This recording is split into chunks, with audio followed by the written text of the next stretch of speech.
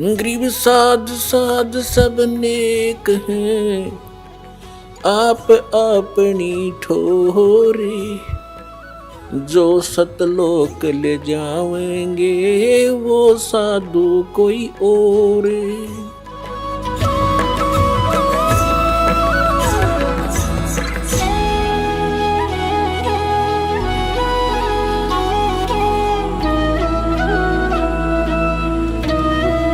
हमारा एक दूसरे से लेन देन है, इसलिए हम यहाँ फंसे हुए हैं।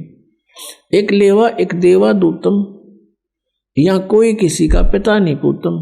ऋण संबंध जुड़ा एक ठाठा, अंश में सब 12 बाटा। जब सुखदेव ऋषि अपनी माँ के गर्भ में 12 वर्ष रहे थे, जब बाहर आए आते ही उठकर चल पड़े, अपनी और नाल को कमर पर डाल ली। और जब व्यास जी ने कहा था, अरे बेटा मुंह तो दिखा दे, पीट करके चल पड़ा। अरे 12 वर्ष तेरी इंतजार करी, पुत्र मोह में व्याकुल हो गए व्यास जी। और कहा एक बार शकल तो दिखा दे मेरा बेटा। तो सुखदेव दूसरी तरफ मुंह किए हुए कहता है कि ऋषि जी, ना जाने कितनी बार तू मेरा बाप बन लिया, ना जाने कितनी बार मैं तेरा बाप बन लिया। ये तो बूढ़ी बीमारी है, कट्टन दे मेरा रोग। यूं कहकर आकाश में उड़ गया। पिछले संस्कार से सिद्धि थी उसमें। तो उसमें कहा था सुखदेव ने कि एक लेवा एक देवा दूतम, और कोई किसी का पिता नहीं पूतम। यहाँ तो ऋण संबंध जुड़ा एक ठाठा, अंश में सब 12 बाटा। यह एक कथा है, बिल्कुल सच्ची समझो इसको। 2 भाई थे, पिता ने पहली शादी करवाई, उससे एक पुत्र उत्पन्न हुआ, वो पत्नी मर गई। दूसरी शादी कराई, उससे दूसरा पुत्र उत्पन्न हुआ। वो पिता के एक की संतान थे, माताओं के 2 के थे। उनकी एज में भी काफी डिफरेंस था। बड़े पिता की मृत्यु होगी, बड़े भाई का विवाह हो गया। छोटा भाई जब 10-1 वर्ष का था उसकी मृत्यु होगी, अस्वस्थ हो गया। इलाज करवाना चाहा, 10-20 हजार 2,000 रुपये लगाए, स्वस्थ नहीं हो पा रहा था। तो दोनों ने, पति पत्नी ने मिलकर सोचा, उस बड़े भाई ने और उसकी पत्नी ने, कि आधी संपत्ति का हकदार है, सबको पता है मरने वाला है, बीमार बहुत है, क्यों पैसे व्यर्थ करते हो, इसको विष दे देते हैं या विष का इंजेक्शन लगवा देते हैं। एक सलाह बन गई, क्यों बुरे काम में जल्दी बात बने हैं, एक राय हो जाती है। तो एक डॉक्टर से बात करी, उसने कहा कि तू ऐसे ऐसे कर दे, इसके इंजेक्शन लगा दे या कोई औषधि दे दे विष की, ट्रीटमेंट आपसे चल ही रहा है। तो उसने कहा मैं 500 रुपये लूंगा, और 500 रुपये दे दिए। उस समय के 500 रुपये। कहने का भाव यह है कि उस लड़के की मृत्यु होगी। मृत्यु होगी तो 2-3 वर्ष के बाद, 1-2 वर्ष के बाद उनका लड़का हो गया। वर्ष के बाद उनका संतान नहीं थी, एक पुत्र उत्पन्न हुआ, और सारी संपत्ति उस भाई वाली भी उससे की होगी। तो उस बच्चे को खूब लाडते, खवावें प्यावें, खूब गिने दिनों में 15-16 वर्ष का हो गया। 15-16 वर्ष का हो गया तो उसका विवाह कर दिया। विवाह होते ही वो लड़का बीमार हो गया, वो लड़का अस्वस्थ हो गया। और उसके इलाज में, ट्रीटमेंट में संपत्ति बेच दी, घर में पैसा था वो सारा ला दिया, लेकिन वो स्वस्थ नहीं हो रहा। एक दिन वो बैठा, उसका पिताजी और लड़का चारपाई पे अंतिम सांस गिने था। तब उस लड़के ने कहा कि भाई साहब मेरी कफन की तैयारी कर ले, और लकड़ियों की। तब उसने सोचा कि इस लड़के का इतना अस्वस्थ दिमाग हो गया कि मुझे पहचान नहीं रहा। उसने कहा बेटा मैं तेरा पिताजी हूं। वो कहने लगा मुझे पता है तू मेरा पिताजी नहीं, तू मेरा भाई है।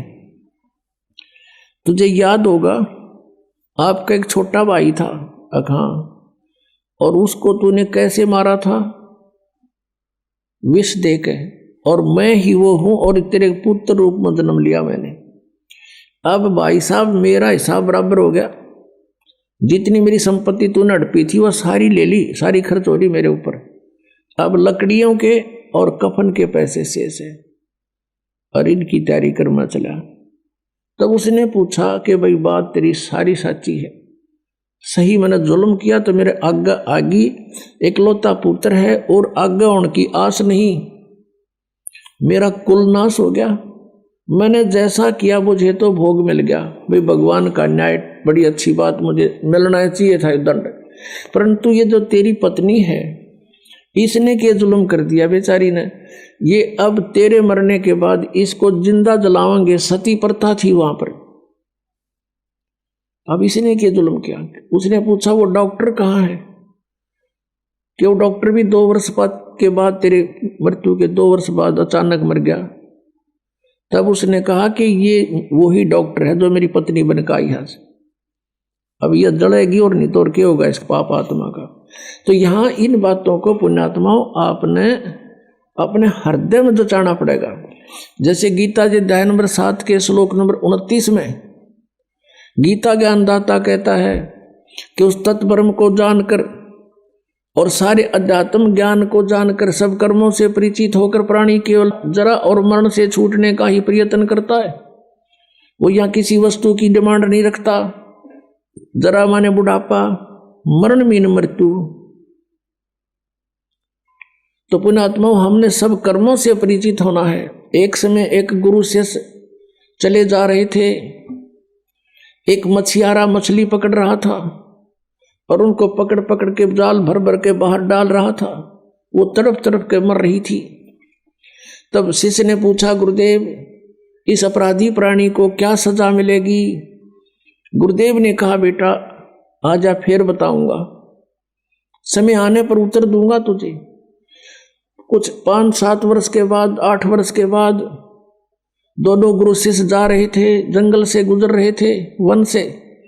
वहां एक हाथी का बच्चा उछल कूद करता करता 2 पेड़ों के बीच में फंस गया। बहुत निकट निकट थे, निकलने की चेष्टा की लेकिन नहीं निकल पाया। निकलने की चेष्टा करने में उसकी सारी खाल छुल गई। वो निकलता आया बाहर, लेकिन इतना लाचार हो गया, वो गिर गया। उसके सारे शरीर में कीड़े पड़ गए, कीड़े, और वो बुरी तरह चिल्लाहट मार रहा है, चिल्ला रहा है। अब उस शिष्य ने पूछा, गुरुदेव इस प्राणी ने ऐसा कौन सा जुल्म कर दिया, देखो कितने कीड़े पड़े हुए इसके शरीर में, चिल्ला रहा है। तब गुरुदेव ने कहा, बेटा जो मछियारा आपने देखा था, प्रश्न पूछा था मेरे से, एक मछियारा मछलियां पकड़ रहा था, आपने पूछा था कि इसको क्या दंड मिलेगा।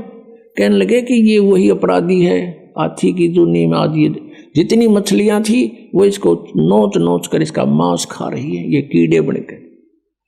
तो पुण्यात्मा परमात्मा कहते, तुमने उस दरगाह का मैल नहीं देखा, धर्मराज के तिल तिल का लेखा।